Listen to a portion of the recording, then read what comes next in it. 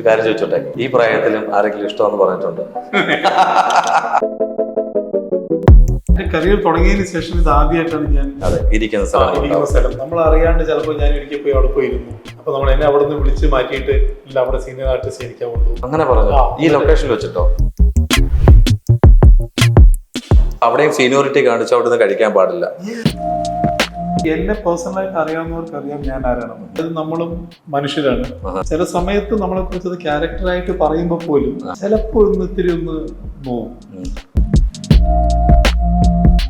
കരഞ്ഞില്ല, പക്ഷെ അത് മനസ്സിൽ ഉള്ളിൽ മിസ്യൂസിങ് സിറ്റുവേഷൻ ഞാൻ ഇന്നേ വരെ എടുത്തിട്ടില്ല.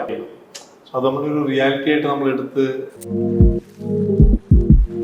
നിങ്ങളുടെ ഡിസൈനർ ഹോം എന്ന സ്വപ്നം യാഥാർത്ഥ്യമാക്കുന്നു. Sanbuild designed by concepts. Hi, hello, നമസ്കാരം. മൂവി വേൾഡ് മീഡിയയിലേക്ക് സ്വാഗതം. ഇന്ന് നമ്മളോടൊപ്പം വിശേഷങ്ങൾ പങ്കിടുന്നത് ഏഷ്യാനെറ്റിലെ മികച്ചു നിൽക്കുന്ന സീരിയലാണ് കുടുംബവിളക്ക്.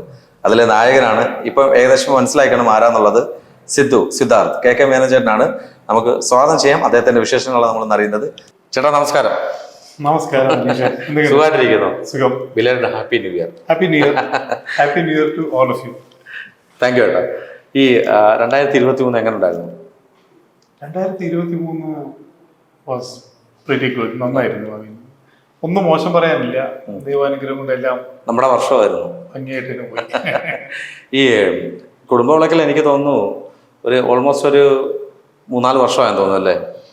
അതിന്റെ കുടുംബവിളക്കിലെ ഫാമിലി ആയിട്ട് ശരിക്കും 4 വർഷം കഴിഞ്ഞു. 4 വർഷമായി. 1000 എപ്പിസോഡ്. 1000 എപ്പിസോഡ് അല്ലേ? ഇപ്പൊ അതിന്റെ ഇടയ്ക്കൊരു കാര്യം പറഞ്ഞു, നിങ്ങൾക്ക് ആർക്കും ഡൗട്ട് വേണ്ട, ഇത് നമ്മുടെ സിദ്ധു തന്നെയാണ്. അദ്ദേഹത്തിന്റെ ഒരു മേക്ക് ഓവർ ആണ് ഇപ്പൊ കണ്ടോണ്ടിരിക്കുന്നത്. നമ്മള് എന്താണ് മേക്ക് ഓവർ എന്ന് പറഞ്ഞേക്കാം, എന്നിട്ട് നമുക്ക് ബാക്കിയുള്ള കാര്യം. മേക്ക് ഓവർ വേറൊന്നുമല്ല, എനിക്കൊരു ഇപ്പൊ കുടുംബവിളക്കിന്റെ ഞാൻ സീസൺ 1 പിന്നെ ഇതിലേക്ക് സീസൺ 2 ഒരു ചെറിയ ഗ്യാപ്പ് എടുത്തു. അങ്ങനെയാ? സീസൺ 2 ആയോ? സീസൺ 2 ആണ്. Season 2 second part.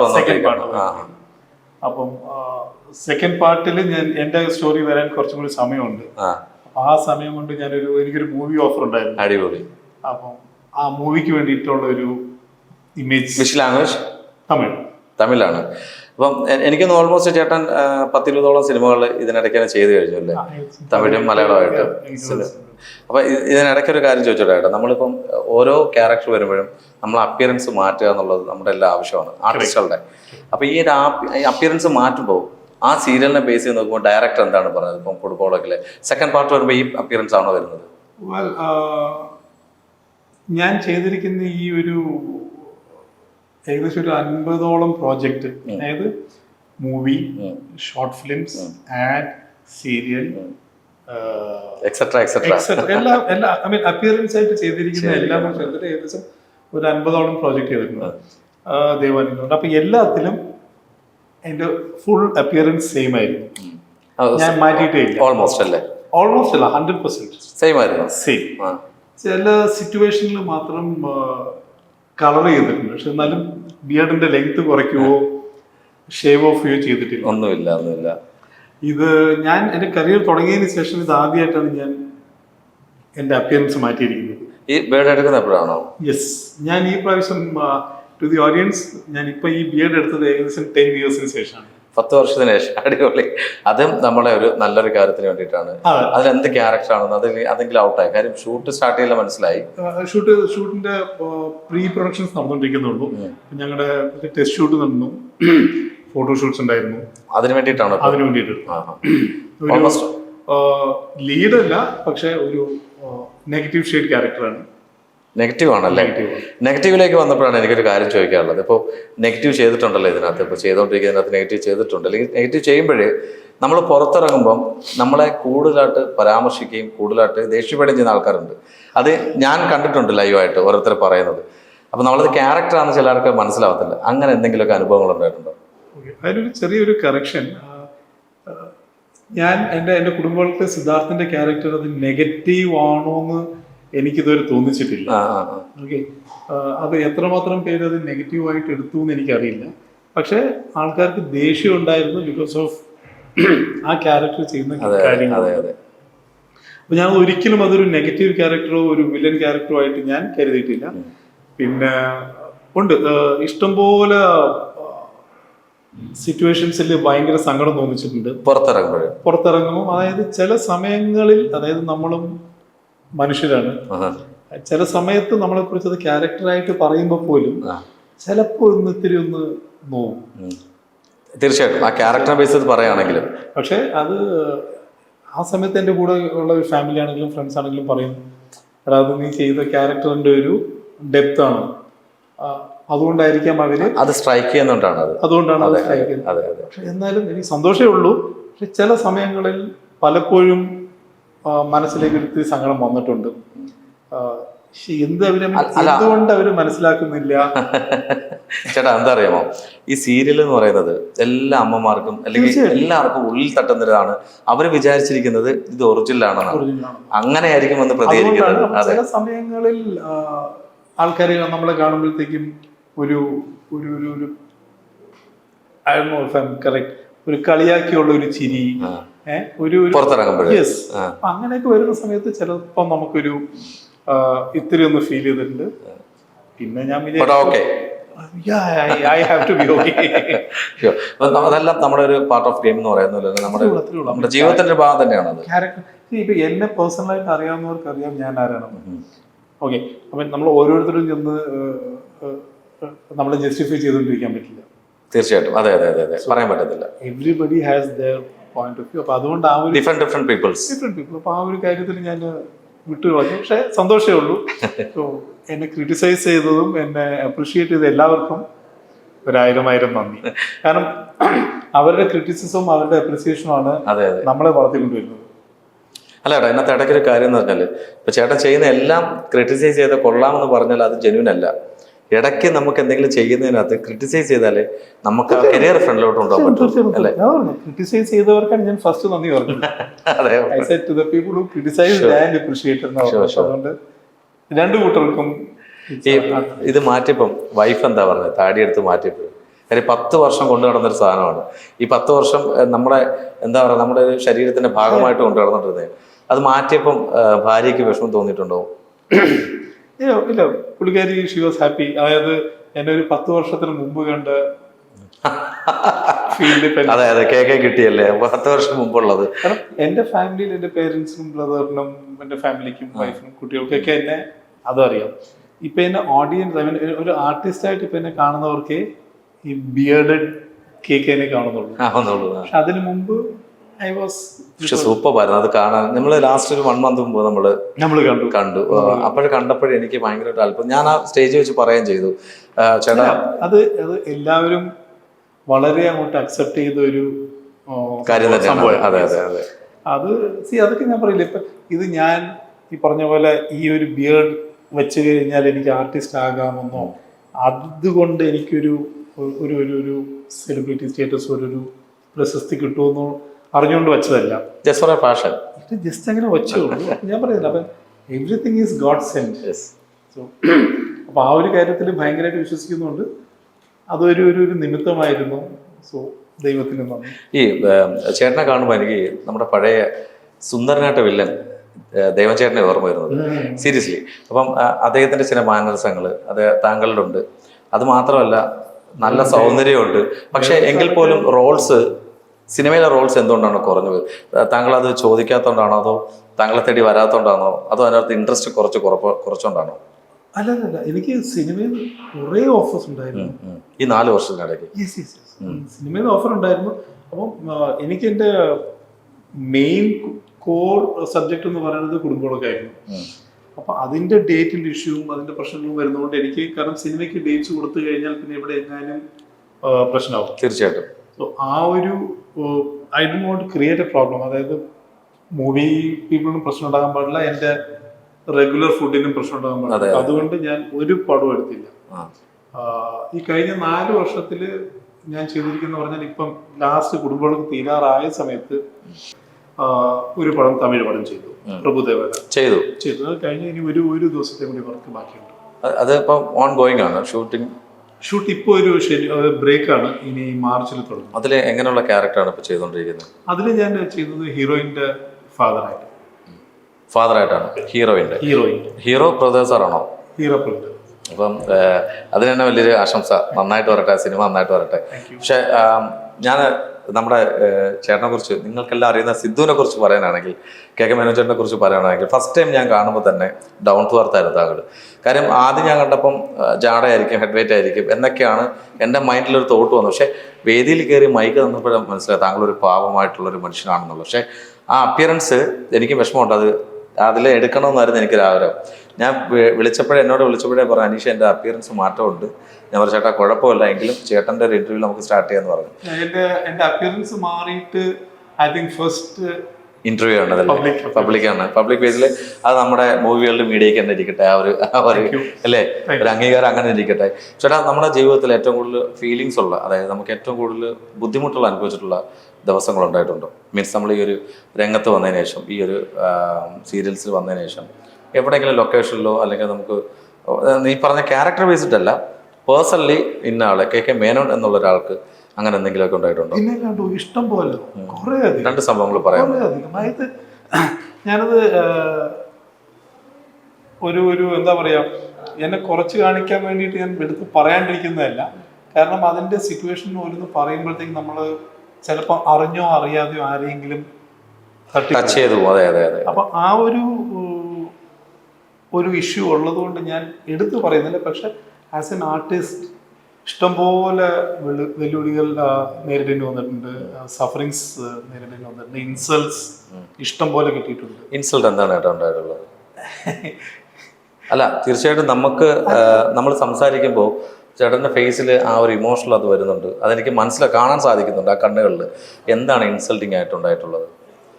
ജീവിതത്തിൽ ഏറ്റവും കൂടുതൽ മനുഷ്യന് ഒരു ഷെയിം ഓഫ് വരുന്നത് എന്ന് പറഞ്ഞാൽ ഇൻസൾട്ടിങ് ആണ്, നമ്മളെ നാണം കെടുത്തുന്നതാണ്. അത് കഴിഞ്ഞിട്ടേ ഉള്ളൂ അവസരങ്ങൾ നഷ്ടപ്പെടുത്തുന്നത്. എന്താണ് ഇൻസൾട്ടിങ് ഉണ്ടായിട്ടുള്ളത്? ഇൻസൾട്ടിങ് കുറേ ഉണ്ട് അനീഷേ. അതായത് നമ്മള് ഇപ്പം പ്രേക്ഷകർ കാണും, അവർ വിചാരിക്കും ഓക്കെ ഈ കെ മേനോൻ എന്ന് പറയുന്ന വ്യക്തി ജസ്റ്റ് എവിടുന്നോ ഇരുന്നോ വന്നു കയറി ബൈ ലക്ക് എവിടേക്കും എത്തി എന്നുള്ളത് ഒരിക്കലും അല്ല. കാരണം ഞാൻ എൻ്റെ കരിയർ സ്റ്റാർട്ട് ചെയ്യുന്നത്, അതായത് ഫസ്റ്റ് ടൈം ഒരു മൂവി ക്യാമറ ഒരു മീഡിയ ക്യാമറ ഫസ്റ്റ് ഫേസ് ചെയ്യുന്നത് അറ്റ് ദ ഏജ് ഓഫ് 42 ആണ്. ഒരു 42-ലാണ്, ഈ 42-ാമത്തെ വയസ്സിലാണ് ഞാൻ എൻ്റെ കരിയർ തുടങ്ങുന്നത്. താങ്കളുടെ 42-ാമത്തെ വയസ്സിലാണ് സ്റ്റാർട്ട് ചെയ്യുന്നത്? Yes, starting age. യെസ്. അപ്പം ആ ഒരു സിറ്റുവേഷനിൽ, അതായത് ഞാൻ ഈ ഒരു സംരംഭം ഒരു 20-22 വയസ്സിലേക്ക് തുടങ്ങിയിരുന്നെങ്കിൽ ഈ പറയുന്ന ഇൻസൾട്ടോ, ഈ പറയുന്ന ഒരു അവോയ്ഡിങ്ങോ, ഈ പറയുന്ന സംഗതികളൊക്കെ ചിലപ്പോൾ അതൊരു കളിതമാശയായിട്ട് എടുത്തു പോയിരുന്നു. ശരിയാ, ആ സമയത്ത് കയറിയിരുന്നെങ്കിൽ തീർച്ചയായിട്ടും. ഒരു 40 കഴിയുമ്പോഴത്തേക്ക് നമുക്ക് ഒരു ഈഗോയിസം അല്ല, ഒരു കുറച്ച് മെച്യൂരിറ്റി കൂടി. അപ്പം ചില സമയങ്ങളിൽ നമ്മുടെ കാര്യം പ്രായം കുറഞ്ഞ ആൾക്കാരാണെങ്കിലും അല്ലെങ്കിൽ ആരാണെങ്കിലും ചില സമയത്ത് നമ്മളോട് കാണിക്കുമ്പോൾ നമുക്കൊരു ചെറിയൊരു ഫീലിങ്സ് ഉണ്ടാവും. ഞാൻ ചോദിച്ചോട്ടെ ഏട്ടാ, ഒന്നും വിചാരിക്കല്ലേ, ഹാർട്ട് ചെയ്യല്ലേ. അപ്പം ചേട്ടൻ എന്തെങ്കിലും ലൊക്കേഷനിൽ വെച്ചിട്ട് ഏജിന്റെ കാര്യത്തിലോ അല്ലെങ്കിൽ വേറെ ഏതെങ്കിലും 42+ എന്നുള്ള അല്ലെങ്കിൽ 40+ എന്നുള്ളതോ? ഏജിന്റെ കാര്യത്തിൽ ഒട്ടും എനിക്കിതില്ല. കാരണം അല്ലെങ്കിൽ എക്സ്പീരിയൻസിന്റെ കാര്യത്തിലായിരുന്നു. എക്സ്പീരിയൻസ് എന്ന് പറഞ്ഞാൽ ഇപ്പൊ നമ്മള് ചില ഇൻഡസ്ട്രിയിൽ നല്ലോണം സീനിയോറിറ്റി വൈസ് ട്രീറ്റ്മെന്റ്സ് ഉണ്ട്. അത് നമ്മൾ ഫുഡ് കഴിക്കാനിരിക്കുന്ന സ്ഥലങ്ങളാകാം, മനസ്സിലായില്ല. ചില സമയത്ത് സീനിയർ ആർട്ടിസ്റ്റിന് വേണ്ടി മാത്രമുള്ള ഒരു ഏരിയ ഉണ്ടാവും. അതെ അതെ അതെ അതെ, ഇരിക്കുന്ന സ്ഥലം നമ്മൾ അറിയാണ്ട് ചിലപ്പോൾ ഞാൻ ഒരിക്കൽ പോയി അവിടെ പോയിരുന്നു. അപ്പൊ നമ്മൾ എന്നെ അവിടെ നിന്ന് വിളിച്ച് മാറ്റിയിട്ട് ഇല്ല, അവിടെ സീനിയർ ആർട്ടിസ്റ്റ് ഇരിക്കാവുള്ളൂ അങ്ങനെ പറഞ്ഞു. ഈ ലൊക്കേഷനിൽ വെച്ചിട്ടോ? യെസ്, അതാ പറഞ്ഞു. നമ്മൾ കുടുംബങ്ങളൊക്കെ അല്ല, കുടുംബത്തിൽ വന്നപ്പോഴത്തേക്കും സീനിയർ എന്ന് പറയുന്നില്ല, ഐ ഹാഡ് മൈ സേ. പക്ഷെ മൂവി ലൊക്കേഷനിൽ മാറ്റിയിരുത്തില്ല ഞാൻ. അത് ഏത് ലൊക്കേഷൻ എന്ന് പറയാൻ അത് വേണ്ട പറഞ്ഞിട്ടുണ്ട്. കാരണം അത് ആർട്ടിസ്റ്റുകളായിരുന്നു എങ്കിലും ഫെമിലിയർ ആയിട്ടുള്ള ഇപ്പൊ മുന്നിൽ നിൽക്കുന്ന ആൾക്കാർ തന്നെ ആയിരിക്കും. പിന്നെ വലിയ ആൾക്കാരാണ്. അപ്പൊ അതുകൊണ്ട് നമ്മള് അവരുടെ കൂടെ ഇരുന്ന്, അതായത് സൂപ്പർ താരങ്ങളൊന്നും കൂടെ ഇല്ല അവിടെ. കാരണം അവർക്കൊക്കെ ക്യാരവണിലായിരിക്കും. നമ്മള് ആ വലിയ അതിലും നിങ്ങൾ സീനിയർ അല്ല, ജൂനിയർ ആണ്. പിന്നെ അപ്പൊ നമ്മള് ഞാൻ പറയുന്നത് ഈ ഏറ്റവും വലിയ ആർട്ടിസ്റ്റിന്റെ കൂടെ പോയി ഇരുന്നു എന്നുള്ളതല്ല ഞാൻ പറഞ്ഞത്. അവരുടെ കൂടെ നിൽക്കുന്ന ഇതാരാണ് എണീച്ച് മാറാൻ പറഞ്ഞാൽ അവിടെ സീനിയേഴ്സ് ആയിരിക്കുന്നത് എന്നുള്ളത്? കൺട്രോളർ ആണോ അല്ലെങ്കിൽ കൺട്രോളർ ആണല്ലേ? അപ്പൊ അന്നേരം ആ സമയത്ത് ചേട്ടൻ എന്താണ്, കാര്യം എല്ലാവരും മുമ്പ് വെച്ചല്ലേ ഇത് പറയുന്നത്. അപ്പൊ എന്താണ് ഫീൽ ചെയ്തത്? അത് ഒബ്വിയസ്ലി നമ്മളത് കരഞ്ഞു പോകും, ചിലപ്പോൾ വയലന്റ് ആവും. കരഞ്ഞിരുന്നെങ്കിൽ ഞാൻ അത്ര ഫീലിംഗ് വരില്ലായിരുന്നു. ആ സമയത്ത് അങ്ങോട്ട് പോയായിരുന്നു. മൈൻഡിൽ ഇപ്പോഴും കിടക്കുന്നതുകൊണ്ടാണ് ചില കാര്യങ്ങൾ. കരഞ്ഞില്ല, പക്ഷെ അത് മനസ്സിൽ ഉള്ളിൽ മനസ്സിലുണ്ടായിരുന്നു. അതെ. പിന്നെ നമ്മള് വേറെ ഒന്നിനു പോയിരുന്നല്ല, നമ്മള് ഭക്ഷണത്തിന് പോയിരുന്നാണ്, കഴിക്കാൻ പോയിരുന്നുണ്ട്. കാലത്തോട്ട് വർക്ക് ചെയ്തിട്ട് ഉച്ചയ്ക്ക് കഴിക്കാനിരിക്കുന്ന സമയത്താണ് ഇങ്ങനെ സംഭവിക്കുന്നത്. പക്ഷെ ഞാനത് സോറി എന്ന് പറഞ്ഞിട്ട് അപ്പുറത്ത് പോയി, കോമൺ ആയിട്ടുള്ള ഫീലിങ്സ് എനിക്ക് മനസ്സിലാവും. കാര്യം ഭക്ഷണം കഴിക്കാൻ ഉച്ചയ്ക്ക് അവിടെ പോയിരുന്നപ്പോൾ അവിടെയും സീനിയോറിറ്റി കാണിച്ചു അവിടുന്ന് കഴിക്കാൻ പാടില്ല. അതിനകത്ത് എന്ത് ക്യാരക്ടറാണ് ചെയ്തിരുന്നത്? ഉടനീളമുള്ള ക്യാരക്ടറായിരുന്നു. ജസ്റ്റ് ഒരു 5-6 ദിവസത്തെ വർക്ക് ഉണ്ടായിരുന്നു. എങ്കിലും ആയിക്കോട്ടെ ഏട്ടാ, കലാകാരല്ല ഏട്ടാ, കഴിക്കുന്നതിന് എന്താണ് ഏട്ടാ സീനിയോറിറ്റി ഉള്ളത്? ഞാൻ പറഞ്ഞത് this is just one of it actually. പിന്നെ ഇതുപോലെ എനിക്കങ്ങോട്ട് അതായത് എൻ്റെ ഗ്രോത്ത് പാത്ത് അങ്ങോട്ട് പറയാൻ തുടങ്ങുകയാണെങ്കിൽ ഇതൊരു ചെറിയൊരു സംഭവം ജസ്റ്റ് പറഞ്ഞുകൊണ്ടായിരുന്നു അനീഷ് ഇത്രയും ഇൻസിസ്റ്റ് ചെയ്തുകൊണ്ട്. ഇതല്ലാണ്ട് പല പല സിറ്റുവേഷനുകളിലും സഫറിങ്സ് നല്ലപോലെ കിട്ടിയിട്ടുണ്ട്. അപ്പൊ അതുകൊണ്ട് തന്നെ ഞാൻ പറയുന്നത്, ഇത് പറയുന്നതിന് ഒരു കാര്യം, ഈ ഇന്റർവ്യൂ കാണുന്നവർ ആരാണെങ്കിലും, ഒരു പുതിയതായിട്ട് വരുന്ന ഒരു ആർട്ടിസ്റ്റ് ആണെങ്കിലും, അപ്പൊ ഏതൊരു സിറ്റുവേഷനും നമ്മൾ ഫേസ് ചെയ്യാനായിട്ട് തയ്യാറായിരിക്കണം. എന്ത് ഇൻസൾട്ടിങ് ആണെങ്കിലും ശരി. കാരണം ഉറപ്പായിട്ടും നമുക്ക് അപ്രിസിയേഷനെക്കാളും കൂടുതൽ നെഗറ്റീവ് കമൻസോ ഇൻസൾട്ടിങ്ങോ ഇതുപോലത്തെ പ്രശ്നങ്ങളെ കൂടുതൽ വരുള്ളൂ. അപ്പൊ ആ ഒരു സിറ്റുവേഷനിൽ തളരരുത്. ചേട്ടാ, ഇടയ്ക്കൊരു കാര്യം ചോദിച്ചോട്ടെ. നമ്മൾ ഈ കലാജീവിതത്തിൽ ഏറ്റവും കൂടുതൽ പാര വെക്കുന്നത് കൂടെ ജോലി ചെയ്യുന്ന കൊളീഗ്സ് തന്നെയാണെന്ന് കേട്ടിട്ടുണ്ട്. അതായത് ലൊക്കേഷൻ ഉള്ളത് തന്നെയാണെന്ന് കേട്ടിട്ടുണ്ട്. അപ്പം ഞാൻ അഭിനയിക്കുന്നില്ല, പക്ഷെ എങ്കിൽ പോലും ഞാൻ പല ലൊക്കേഷനിൽ പോയിട്ടുള്ളതാണ്. ഞാനത് പലരും വഴി കേട്ടിട്ടുള്ളതാണ്. പണി കിട്ടിയ ആൾക്കാർ ഇപ്പോഴും എനിക്കറിയാം, വലിയ വലിയ ആർട്ടിസ്റ്റുകളെ അറിയാം. അങ്ങനെ അതിനോട് എന്താ ചേട്ടൻ പറയാനുള്ള കാര്യം? അങ്ങനെ എന്തെങ്കിലും ഒരു അനുഭവം ഉണ്ടായിട്ടുണ്ടോ? എനിക്ക് കൊളീഗ്സ് അല്ലെങ്കിൽ എൻ്റെ കൂടെ വർക്ക് ചെയ്തിരുന്ന ആർട്ടിസ്റ്റിൻ്റെ അടുത്തുനിന്ന് എനിക്ക് പ്രശ്നങ്ങളൊന്നും ഉണ്ടായിട്ടില്ല. ബിക്കോസ് കാരണം മേ ബി ഞാൻ അവരുമായിട്ടൊരു നല്ലൊരു സൗഹൃദത്തിലായതുകൊണ്ടായിരിക്കാം നമ്മൾ ആരോടും അങ്ങോട്ട് ഒരു പാര പണിയാനോ ഒരു പ്രശ്നം ഉണ്ടാക്കാനോ പോയിട്ടില്ല. അപ്പൊ അതുകൊണ്ട് may be you also give back. What we give we get. തീർച്ചയായിട്ടും ആ ഒരു സിറ്റുവേഷനിൽ ഞാൻ എല്ലാവരോടും നമ്മൾ എന്താണോ കൊടുക്കുന്നത് തിരിച്ചതുപോലെ നമുക്ക് കിട്ടുള്ളൂ. ആ ഒരു ഇതിൽ ഞാൻ കോൺഫിഡന്റ് ആയിട്ടാണ് ഇരിക്കുന്നത്. അല്ലെ ചേട്ടനെ ഞാൻ ഉദ്ദേശിക്കുന്നത് ഇതൊരു ഇൻസൾട്ടിംഗ് ആയിട്ട് ഞാൻ എടുക്കേണ്ട കാര്യമില്ല ശരിക്കും പറഞ്ഞു കഴിഞ്ഞാലും. കാരണം I have to work hard. മനസ്സിലായോ? ഞാനൊരു 10-15-20 വർഷം ഇൻഡസ്ട്രിയിൽ നിന്ന് എല്ലാ കാര്യങ്ങളും പഠിച്ച് വർക്ക് ചെയ്തിട്ട് വന്നു കഴിഞ്ഞാൽ മാത്രമേ മേ ബി എനിക്ക് ആ സ്റ്റേജിൽ ഇരിക്കാൻ പറ്റൂ. ഇപ്പൊ അനീഷ് ഇപ്പൊ ഇന്ന് തന്നെ വിളിച്ചിരിക്കുന്നു ഇന്റർവ്യൂവിന്. അതെ. ട്രിവാൻഡ്രത്ത് ഇപ്പൊ എത്രയോ ആൾക്കാരുണ്ട്, അതെ, എത്രയോ ആർട്ടിസ്റ്റ് ഉണ്ട്. എന്നെക്കാളും സീനിയർ ആയിട്ട്, എന്നെക്കാളും വളരെ റീച്ചുള്ള, ഇൻസ്റ്റാഗ്രാമിലും യൂട്യൂബിലും ഒക്കെ റീച്ചും ഫേമസ് ആയിട്ടുള്ള കുറെ പേരെ വിളിച്ചിട്ടുണ്ട്. അവരിലെല്ലാവരും കഴിഞ്ഞ് എന്നെ വിളിച്ചിട്ടുണ്ടെങ്കിൽ ഇന്നത്തെ ദിവസം ഞാനിത് അർഹിക്കുന്നു. അതെ അതെ, തീർച്ചയായിട്ടും. ഓക്കെ, നിങ്ങൾക്കിപ്പം മൂവി വേൾഡിന് KK അല്ല 10 പേരല്ല 100 പേരെ ഇന്റർവ്യൂവിൽ നിന്ന് കിട്ടും. അതെ, കാരണം നിങ്ങളുടെ ബ്രാൻഡ് അത്ര വലുതാണ്. അതെ അതെ അതെ. ഓക്കെ, അപ്പോൾ ഒരു ordinary person like me KK മേനോനെ വിളിക്കണമെങ്കിൽ ദർ ഈസ് ഇന്നത്തെ ആ ഒരു എൻ്റെ ഇതിൽ എഴുതിയിട്ടുണ്ട്. അതെ അതെ അതെ. അപ്പൊ അത്ര ഞാൻ ഉദ്ദേശിക്കുന്നുള്ളൂ. അപ്പൊ ഇന്നിപ്പം അനീഷ് ഇപ്പൊ ഇന്ന് വിളിച്ചില്ല, ഇപ്പൊ എന്റെ വേറെ ഏതെങ്കിലും ഒരു കൊളീഗിനെ വിളിച്ചിരുന്നെങ്കിൽ അപ്പൊ അനീഷ് എന്നെ വിളിച്ചിരുന്നോ മേ ബി അപ്പൊ ഞാൻ ഒന്നും അല്ലായിരിക്കും എന്നുള്ളൊരു ഫീലിംഗ് വന്നിട്ട് കാര്യമില്ല. സംതിങ് ലൈക്ക് എന്തോ സ്പെഷ്യാലിറ്റി താങ്കളുടെ ലൈഫിൽ ഉണ്ടായിട്ടാണ് ഞാൻ വിളിച്ചത്. ഫസ്റ്റ് ഓഫ് ഓൾ ഞാൻ വിളിച്ച കാര്യം മെയിനായിട്ടെന്ന് പറഞ്ഞാൽ താങ്കളുടെ ഇന്റർവ്യൂ ഞാൻ പല സമയങ്ങളിൽ ഞാൻ ട്രൈ ചെയ്ത് കിട്ടിയിട്ടില്ല. അപ്പോഴാണ് കറക്റ്റ് നമ്മൾ ആ ഷോപ്പിൽ വെച്ച് കണ്ടത്, ഞാൻ സംസാരിക്കാൻ ഇടയായത്. ഞാൻ ഇത് വേറൊരു കാര്യം, എന്നോട് കുറെ പേര് ഇന്റർവ്യൂ ചോദിച്ചിട്ടുണ്ടായിരുന്നു. ഓക്കെ, ഞാൻ ഇന്റർവ്യൂ വളരെ കുറവേ കൊടുത്തിട്ടുള്ളൂ. അതിന്റെ കാരണം വേറൊന്നും കൊണ്ടല്ല, ഇപ്പൊ ഒരുവിധം എല്ലാവർക്കും ഞാൻ എത്ര പടം ചെയ്തിട്ടുണ്ട്, എൻ്റെ ഫസ്റ്റ് പടം എന്തായിരുന്നു, എവിടെ തുടങ്ങി, ശങ്കർ സാറിനോട് ഫസ്റ്റ് തുടങ്ങി, പിന്നെ ഗൗതം സാറിനോട്, ഇങ്ങനെ പല എല്ലാവരുടെയും ഡീറ്റെയിൽസ് മൊത്തം അറിയാം. പിന്നെ ഈ കഴിഞ്ഞ 4 years ആയിട്ട് ഇറ്റ് ഈസ് ഓൾവേസ് കുടുംബവിളക്കിന്റെ ഫാമിലി. അവിടെ പുതിയതായിട്ട് എനിക്കൊന്നും പറയാനില്ല. അപ്പൊ ആ ഒരു പുതിയതായിട്ടുള്ള ഐറ്റംസ് ഒന്നും ഇല്ലാത്തത് കൊണ്ടാണ് ഞാൻ ഒന്നും ഒരു ഷോയ്ക്ക് വരാത്തത്. പക്ഷെ റൈറ്റ് ടൈമിൽ ഞാൻ വിളിച്ചു എന്നുള്ളതല്ലേ. ഞാനിപ്പോ കറക്റ്റ് ഒരു കുടുംബവിളക്ക് എന്നുള്ള ഒരു ബ്രേക്കാണ്. അടുത്തൊരു പുതിയ പ്രോജക്റ്റിലേക്കുള്ള ഒരു എൻട്രി ടൈമാണ്. കമ്പാരിറ്റീവ്ലി റിലാക്സ് ആണ്. ചേട്ടാ റിലാക്സേഷൻ്റെ കാര്യം പറഞ്ഞപ്പോഴാണ് താങ്കളുടെ ഇൻസ്റ്റ കയറി നോക്കിയപ്പോൾ ഫുൾ ഫയർ ആണ് അതിനകത്ത്. ഡാൻസ്, പാട്ട്, ഡാൻസ്, അതിൻ്റെ കൂടെ ചേട്ടൻ്റെ കൂടെയുള്ള കുറേ സുഹൃത്തുക്കളുടെ ഡപ്പാകത്ത് ഡാൻസ്. ഞാൻ ഇപ്പോൾ റീൽസ് കണ്ടേയുള്ളൂ, അതിനകത്ത് എല്ലായിടത്തും ഞാൻ കണ്ടു. എനിക്ക് ഈ ഡാൻസ് എന്ന് പറഞ്ഞ ഏറ്റവും വലിയ ഒട്ടും പറ്റാത്തൊരു കാര്യമാണ്. അത് നമ്മുടെ ഏഷ്യാനെറ്റിലെ ഓരോ പ്രോഗ്രാമിൽ പോകുമ്പോഴും അറിയാം. സെലിബ്രേഷനിലൊക്കെ പോകുമ്പോഴേ സ്റ്റാർ മ്യൂസിക്കിലാണെങ്കിലും കോമഡി ഷോസിലാണെങ്കിലും അത് എൻ്റെ പ്രിയ പ്രേക്ഷകർക്ക് അറിയാം കേക്കിനെ കൂടി ഡാൻസ് ചെയ്യാൻ പറ്റത്തില്ല എന്നുള്ളത്. പിന്നെ ഇൻസ്റ്റാഗ്രാമിൽ ചെയ്യുമ്പോൾ നമ്മുടെ ആ ഒരു സമയത്ത് ഒരു ഓളം നമ്മുടെ കൂടെ ഉള്ളതിൻ്റെ ഒരു വൈബ്. പക്ഷെ ഞാൻ അതിശയിച്ചു കേട്ടോ, താടിയൊക്കെ ഉണ്ട്, താങ്കളുടെ കൂടെ അതേ വൈബിൽ തന്നെ കൂടെ കുറെ രണ്ടുപേരും കൂടെ ഡാൻസ് ചെയ്തു. അപ്പൊ അത് ഞാൻ മൊത്തം നോക്കിയപ്പോഴെല്ലാം അതിനകത്തെല്ലാം ഇട്ടിരിക്കുന്ന ഭയങ്കര കുറെ വീഡിയോസ് ആണ് ഇട്ടിരിക്കുന്നത്. ഒരു രസം, ജസ്റ്റ് ഒരു എന്തെങ്കിലും നമുക്കൊരു എന്റർടൈൻമെന്റ് വേണ്ട എന്തെങ്കിലും ഒരു. പിന്നെ ഇതല്ലാണ്ട് നമ്മൾ വേറെ ഫുൾ ടൈം വർക്ക്, പിന്നെ വീട്ടിലെത്തി. അതെ, വേറെ ഒന്നുമില്ല, എന്റർടൈൻമെന്റ് ഇല്ല. ഒരു കാര്യം ചോദിച്ചോട്ടെ, ഈ പ്രായത്തിലും ആരെങ്കിലും ഇഷ്ടമെന്ന് പറഞ്ഞിട്ടുണ്ടോ? തീർച്ചയായിട്ടും പറയും ചേട്ടാ. കാര്യം വെച്ചാൽ ക്രഷ് പല രീതിയിലാവാം, ഇഷ്ടങ്ങൾ പല രീതിയിലാവാം. ചിലപ്പോൾ ക്യാരക്ടർ ആയിരിക്കാം, ചിലപ്പോൾ ചേട്ടൻ്റെ ഞാൻ ചേട്ടനെ ഇഷ്ടപ്പെടുന്ന ചേട്ടൻ്റെ അപ്പിയറൻസിലാണ്. തീർച്ചയായിട്ടും എനിക്ക് ഭയങ്കര ഇഷ്ടപ്പെട്ടായിരുന്നു. കോസ്റ്റ്യൂംസ് ആയാലും ആ ഒരു നമ്മുടെ മുടിയും താടിയൊക്കെ അത് നരച്ച് തന്നെയാണ്, പക്ഷെ അത് കറുപ്പിക്കാൻ നിന്നില്ല നമ്മൾ. അത് താങ്കളുടെ ആ ഒരു സ്റ്റൈലാണ്.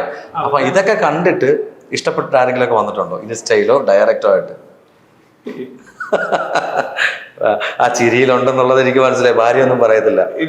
ചേച്ചി ക്ഷമിക്കണം, ചോദിച്ചോട്ടെ, അറിയാം എന്തെങ്കിലും വന്നിട്ടുണ്ടോ അങ്ങനെ? ഫണ്ണായിട്ട് പറഞ്ഞാൽ ഫണ്ണായിട്ട് മെസ്സേജസ് ഇഷ്ടംപോലെ വരാറുണ്ട്. ഞാനത് കാരണം അത് ഒരു മിസ്യൂസിങ് സിറ്റുവേഷൻ ഞാൻ ഇന്നേവരെ എടുത്തിട്ടില്ല. കാരണം അവർക്ക് അവരൊരു ആ ഒരു ആരാധനയുടെ ഇതിൽ പറയുകയാണ്. അത് നമ്മളൊരു റിയാലിറ്റി ആയിട്ട് നമ്മൾ എടുത്ത് റിയൽ ആയിട്ട് വന്നിട്ടുണ്ടോ ആരെങ്കിലും ഒക്കെ? ഞാൻ റിയൽ ആയിട്ട് വന്നിട്ടുണ്ടെങ്കിൽ പോലും ആ ഒരു ക്യാരക്ടർ ഇതിലാണ്. പിന്നെ ഓക്കെ, മേ ബി ആ ഒരു അപ്പിയറൻസിൽ ഒരു ഡിഫറെന്റ് ലുക്ക് ഉണ്ടെന്നുള്ള ഒരു ഇതില് ആരെങ്കിലും ചിന്തിച്ചിട്ടുണ്ടാകാം. പക്ഷെ ഞാനത് ഒരു കാര്യം പറയട്ടെ ചേട്ടൻ, ചില സമയങ്ങളിൽ ആംഗിളിലോട്ട് നോക്കുമ്പോൾ ഞാൻ കമലഹാസൻ സാറിനാണ് ഇന്റർവ്യൂ എടുക്കുന്നത് ഫീൽ ചെയ്യുന്നുണ്ട് കേട്ടോ. സീരിയസ്ലി ഞാൻ പറയാണ്, ഇത് കാണുന്നവർക്ക് അങ്ങനെ ഫീൽ ചെയ്യുന്നുണ്ടെങ്കിൽ നിങ്ങൾ ദയവ് ചെയ്ത് കമന്റ് ഇടണം. എനിക്ക് തോന്നുന്നു ബാക്കി നമ്മുടെ ക്യാമറ ചേട്ടന്മാർക്കൊക്കെ ഫീൽ ചെയ്യും. കാര്യം ഒരു സൈഡിൽ അങ്ങോട്ട് നോക്കുമ്പോൾ എനിക്ക് അങ്ങനെ ഫീൽ ചെയ്യുന്നുണ്ട് കേട്ടോ. താടി പോയപ്പോഴേ കമലഹാസൻ സാറിനെ ആയിട്ട് എന്തെങ്കിലും ഒരു സിനിമ ചെയ്യണമെന്ന് ആഗ്രഹം അങ്ങനെ എങ്ങനെയൊക്കെ വന്നിട്ടുണ്ടോ? തീർച്ചയായിട്ടും എല്ലാവർക്കും ഉണ്ടായിരിക്കുമല്ലോ. കമൽ സാറിന്റെ കൂടെ ചെയ്യണോന്ന് ചോദിച്ചിട്ട് അത് ആ ഒരു ചോദ്യമേ അല്ലത്.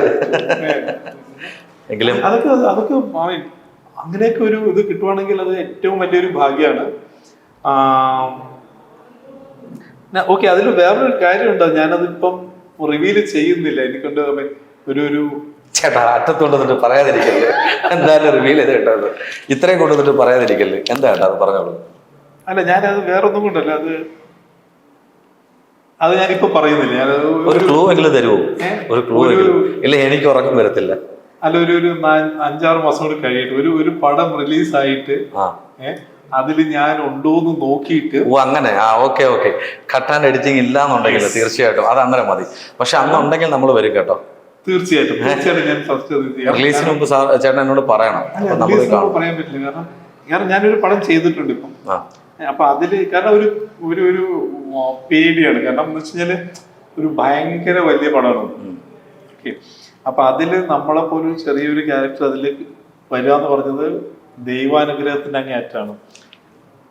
അപ്പം ആ സിനിമ റിലീസായി തിയേറ്ററിൽ ഞാൻ പോയി കണ്ടതിന് ശേഷം ഉണ്ടോ എന്ന് കഷ്ടം തന്നെ. ഒരു കലാകാരന്റെ തീരെ രോദനമാണ് ചേട്ടൻ എന്ന് പറയുന്നത്. സത്യമായിട്ടും. കാരണം ഞാനത് ഇതിനു മുമ്പ് ഒരു സിനിമ ഐ കൻ സേ ഇപ്പൊ റിലീസ് ആയതുകൊണ്ട് പറയാം, മെർസൽ ചെയ്തിരുന്നു. വിജയ് സാറിന്റെ മെർസൽ ചെയ്തു. അപ്പൊ ഞാൻ നാട്ടുകാരോട് മൊത്തം വിളിച്ച് പറഞ്ഞു മെർസൽ ചെയ്തിട്ടുണ്ട്. വളരെ നല്ലൊരു റോളായിരുന്നു. ഏകദേശം 9 ദിവസത്തെ ഷൂട്ട് ഉണ്ടായിരുന്നു. 8-9 ദിവസത്തെ ഷൂട്ട് ഉണ്ടായിരുന്നു. വളരെ ഇമ്പോർട്ടൻ്റ് ആയ ഒരു ക്യാരക്ടറായിരുന്നു. ഫുൾ കോമ്പിനേഷൻ എസ് സൂര്യയുടെ കൂടിയായിരുന്നു. വിജയ് സാറിട്ടില്ലായിരുന്നു. അപ്പം എന്നാലും വിജയന്റെ പടം എന്നുള്ള ഒരു കോൺഫിഡൻസ് തീർച്ചയായിട്ടും അപ്പൊ ഞാൻ എല്ലാവരോടും പറഞ്ഞു, നാട് മൊത്തം അറിഞ്ഞു. റിലീസായപ്പോഴത്തേക്കും നോക്കുമ്പോ എന്റെ സീൻസ് ഇല്ല. ഫുൾ ഈ 9 ഫുൾ ആൻഡ് ഫുൾ കട്ട്. 9 ദിവസം പറയുമ്പോൾ അത്രയും നല്ല റോളല്ലേ അതേ ഞാൻ പറഞ്ഞു. ഞാൻ നല്ലൊരു ഇമ്പോർട്ടന്റ് ക്യാരക്ടർ ആയിരുന്നു ശരിക്കും പറഞ്ഞ ആ ഒരു മെഡിക്കൽ റിലേറ്റഡ് ആയിരുന്നല്ലോ, അതിലെ ഒരു വളരെ ഇമ്പോർട്ടന്റ് ആയ ഒരു ക്യാരക്ടർ ആയിരുന്നു.